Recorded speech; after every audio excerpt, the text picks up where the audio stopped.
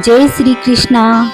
श्रावण माह के शुक्ल पक्ष की एकादशी और पौष माह के शुक्ल पक्ष की एकादशी पुत्रदा एकादशी कहलाती है।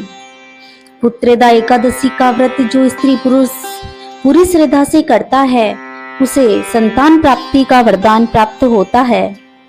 युधिष्ठिर भगवान श्री कृष्ण से कहते हैं कि हे केशव, आप मुझे पुत्रदा एकादशी की कथा सुनाइए। भगवान श्री कृष्ण युधिष्ठिर को कथा सुनाते हैं, ध्यान पूर्वक सुनिए।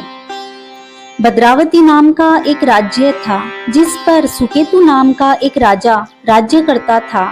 राजा सुकेतु की जो धर्म पत्नी थी उसका नाम सेव्या था, किंतु उनके कोई संतान न होने के कारण राजा रानी बहुत दुखी रहा करते थे। संतानहीन होने के दुख को झेलते हुए एक दिन राजा ने अपना राजपाट अपने मंत्री को सौंप दिया और अपनी पत्नी सेव्या के साथ वन के लिए चले गए। राजा रानी ने आत्महत्या का मन बना लिया और घने वन के अंदर चले गए। राजा रानी आत्महत्या करने की सोच ही रहे थे कि तभी राजा ने आत्महत्या करना घोर महापाप है ऐसा सोचा और आत्महत्या किसी को शोभा नहीं देती। तभी राजा रानी को वेद पाठ और मंत्रों की ध्वनि सुनाई दी और वे दोनों उसी ध्वनि की ओर चलते चले गए।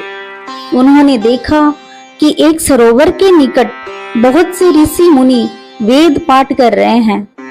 राजा सुकेतु और उनकी पत्नी सेव्या ने सभी ऋषि गणों को प्रणाम किया और राजा सुकेतु अपनी पत्नी के साथ उन सब ऋषि गणों की सेवा में लग गए और ऐसा करने से सभी ऋषि उन पर अति प्रसन्न हो गए और ऋषियों ने कहा कि हे वत्स, तुम मांगो, तुम्हें क्या चाहिए।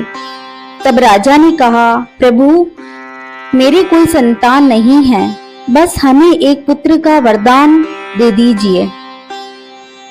राजा की बात सुनकर सभी मुनि श्रेष्ठों ने कहा, राजन, यदि तुम और तुम्हारी पत्नी सावन माह के शुक्ल पक्ष की एकादशी और पौष माह के शुक्ल पक्ष की एकादशी पुत्रदा एकादशी का व्रत पूरे नियमों के अनुसार करोगे तो तुम्हें संतान की प्राप्ति अवश्य हो जाएगी।